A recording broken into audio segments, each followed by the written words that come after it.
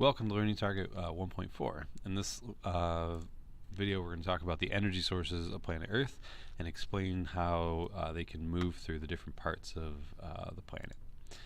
So this fits in with our other learning targets. It's the fourth one. We've already talked about what matter and energy are, the spheres of the Earth, the water, and the carbon cycle. So now we're going to talk about specifically energy, kind of using the previous three ideas. And specifically what we're going to do is we're going to be able to identify Earth's greatest source of external energy, its greatest sources of internal energy, and then give some examples of how this energy can move through the four spheres of planet Earth.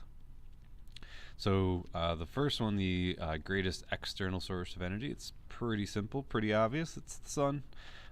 Pretty much everything on Earth is powered with sun energy.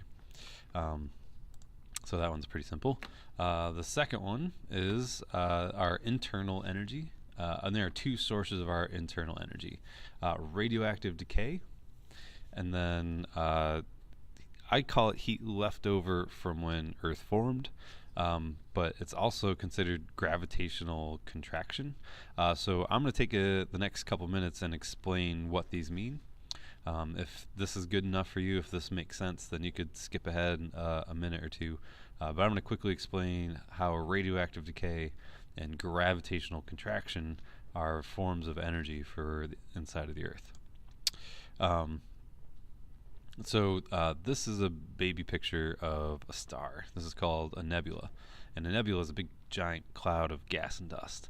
And gravity starts to pull it in. And as gravity pulls it in, it starts to spin, and the stuff in the center, there's a lot of gravity, a lot of mass there, because that's where gravity's pulling it to.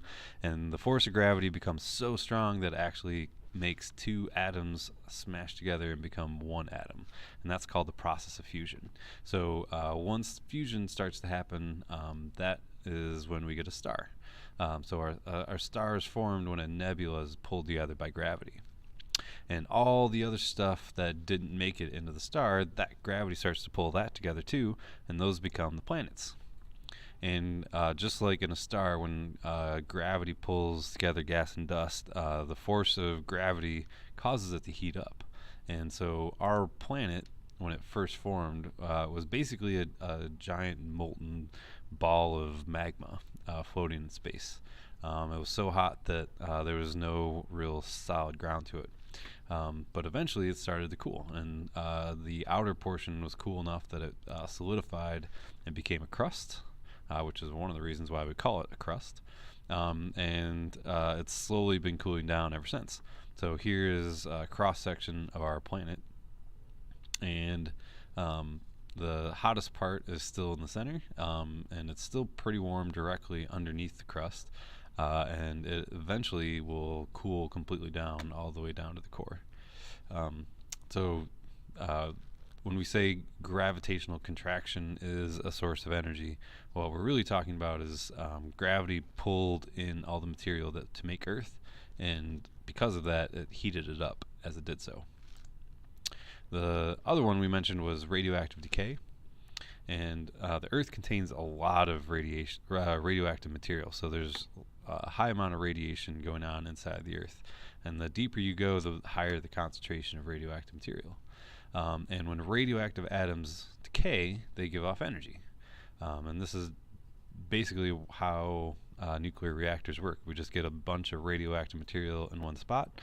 It decays and gives off heat, and then we capture that heat to make electricity. So it's nothing fancy. It's just a bunch of stuff that's decaying, and it gives off heat. And so the inside of the Earth is so old that the Earth inside of the Earth should have cooled off by now, but because it hasn't cooled off, the reason why it hasn't cooled off, is because the things inside of it are keeping it warm. So the radioactive decay is keeping the high temperature. So two other ideas that we talked about is the conservation of matter and the conservation of energy. Excuse me. So this chemical equation is showing the law of conservation of matter. We can take glucose and sugar and combine them, and we get carbon dioxide and water. So This is also known as respiration, or the reverse of photosynthesis. And if we were to count all of the carbon atoms, we can see there are 6. There should be 6 atoms, carbon atoms over here as well. I believe there's 18 oxygens, so there should be 18 oxygens on both sides. And then there should be 12 hydrogens, and there's 12 hydrogens on both sides. So anytime there's a chemical reaction, if we were to do this chemical reaction or to see it happen, it would look like the sugar was disappearing and essentially becoming water.